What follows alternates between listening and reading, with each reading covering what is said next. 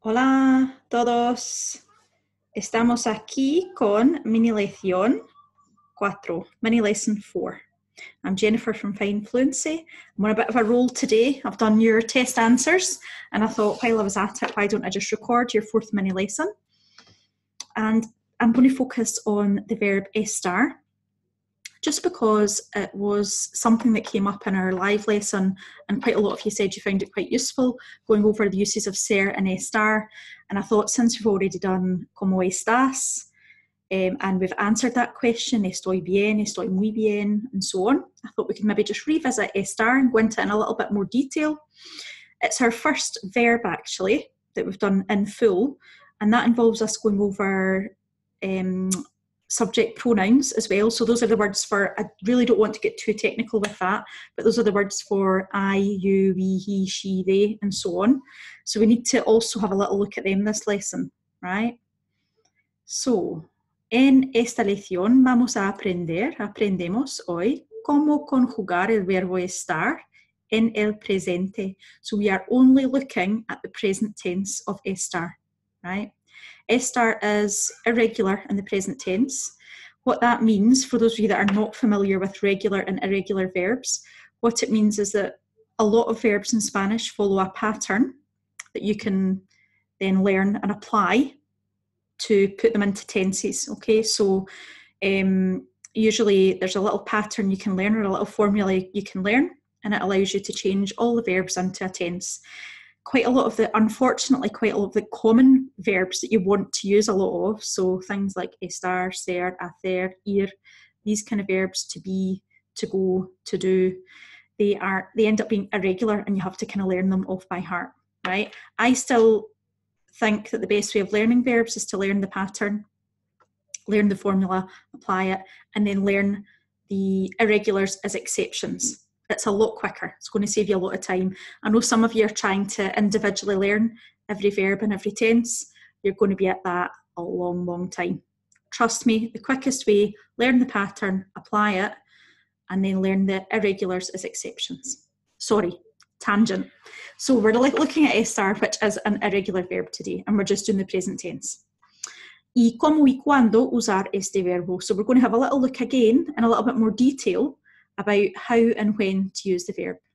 Lo que necesitas, como siempre, what you always need, un bolí, un lápiz y papel. So a pen, a pencil, and paper, if you've got it handy, would be good. Vale, estar, to be. Remember, as we've just said, there are two verbs to be in Spanish. Estar is one of them. Can you remember what the other one is? Can you remember from the Facebook Live, online? What's the other verb to be? That's right, it's ser. The verb estar and its uses, particularly to describe feelings and emotions and states, they're the focus of the lesson today. I thought we would be able to go a little bit more into detail about emotions and states and adjectives, but when I've actually put the lesson together, it's quite involved just getting you to understand what estar and subject pronouns are. So really the main focus of the lesson is estar, and we'll probably go into adjectives in another lesson, in an upcoming lesson in the next few weeks. Okay, so can you remember when it's used? So we know that estar and ser are the two verbs to be. Can you remember when estar is used? I went over the main situations or circumstances in which you use estar in the live. So the first one was temporary states and conditions, and that's really where we've seen it so far.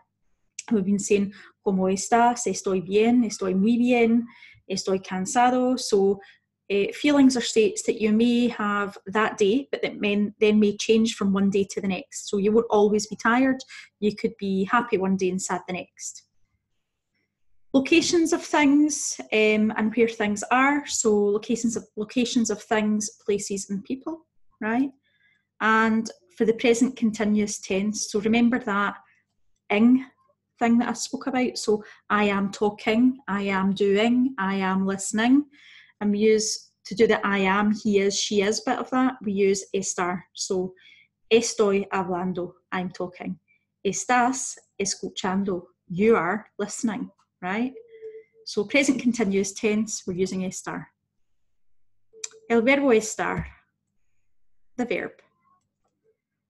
So first part, we've got yo estoy repetimos. Let's try and repeat it.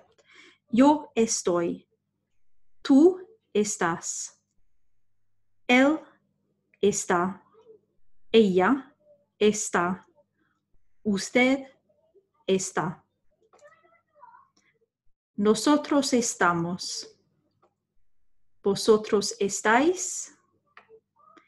Ellos están. Ellas están. Ustedes están. So that's our Spanish.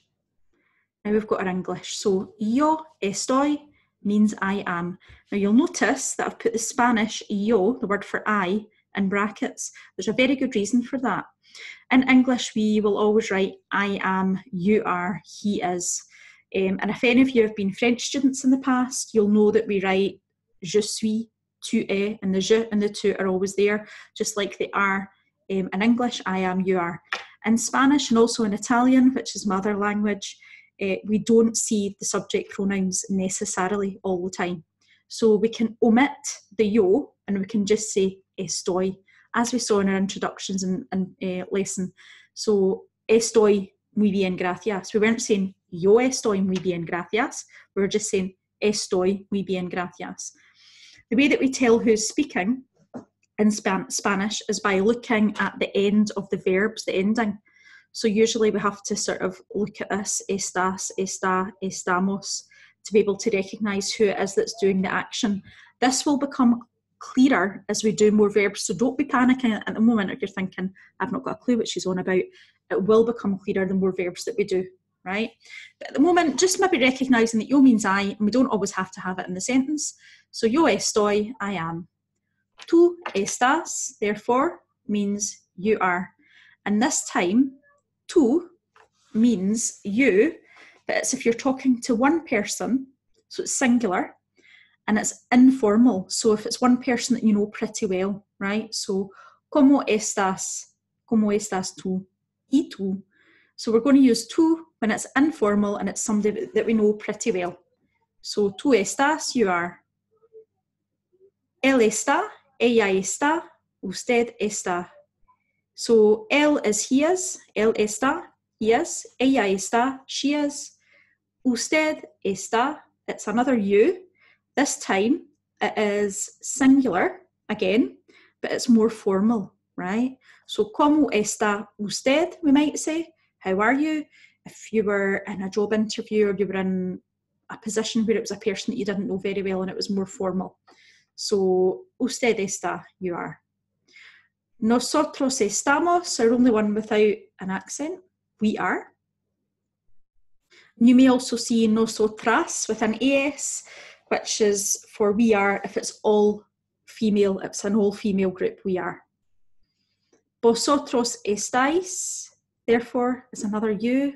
Oh my goodness, there are 4 U's in Spanish. Try not to freak out, okay?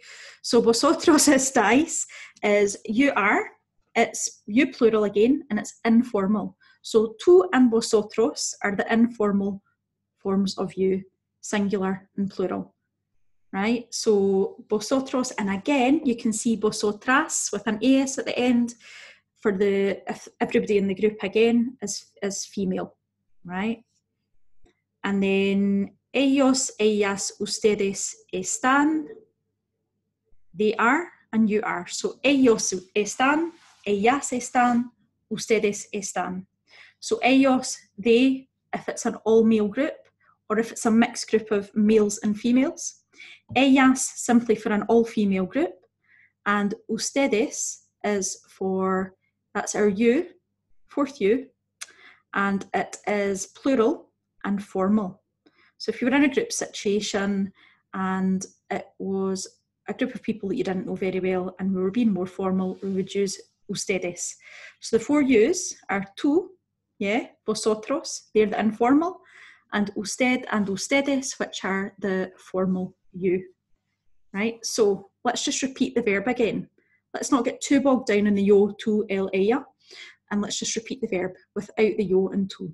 So after me, estoy, estás, está, estamos, estáis, están.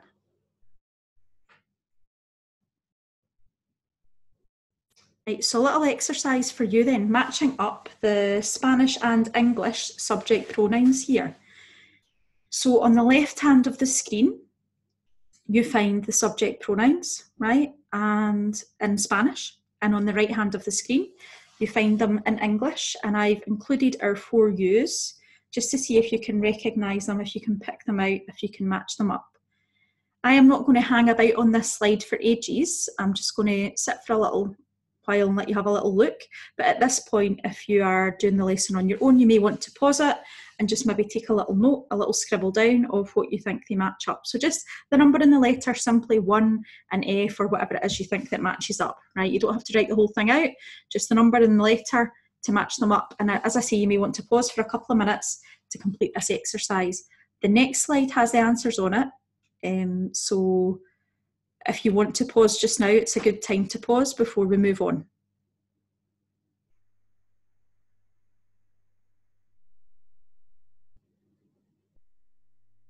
Right. Las soluciones. So answers to that little match-up exercise then.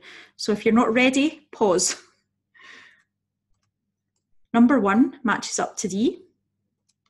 Number 2 matches up to E. Number 3 matches up to B. Number 4 matches up to I. Number 5 matches up to G. Number 6 matches up to C. Number 7 matches up to H. Number 8 matches up to A. And number 9 matches up to F. Hopefully you've done quite well there. And I think if you have mistakes, it is likely to be with the you situation, right? Don't worry, we will see that again, and I may even do a little individual lesson on the 4 U's because it's something that people, English speakers, really struggle with. You know, even in French, a lot of people have learned French at school and they're familiar with tu and vous. But even that, takes this another step, it's another level of complexity with the 4 ways of saying you. So don't worry too much about that. Don't beat yourself up about it if that's a problem. Okay, second exercise. Can you choose the correct version of the verb to go into the gap? Right, so, ¿Cómo está, están, or estoy tus padres? I have tried my best to keep this really simple for you because I know that a lot of people in the group lack vocabulary. You don't have a large, wide vocabulary range yet. So to do these exercises, to do verb drills and grammar drills properly and accurately, quite often you need to understand context and you need to know the words that are coming around the verb. So I've tried to keep it really simple for you, and I'll give you a little hand as well. So tus padres, you might not know who they are, but tus padres are your parents, okay? So what we're really trying to ask in this question is, how are your parents? Which part of the verb would we use if we were trying to relate to your parents is what we need to work out. So we say, how is your parents? How are your parents? How am your parents? Really, is what the question's asking. Is it ¿Cómo está tus padres? ¿Cómo están tus padres? Or ¿Cómo estoy tus padres?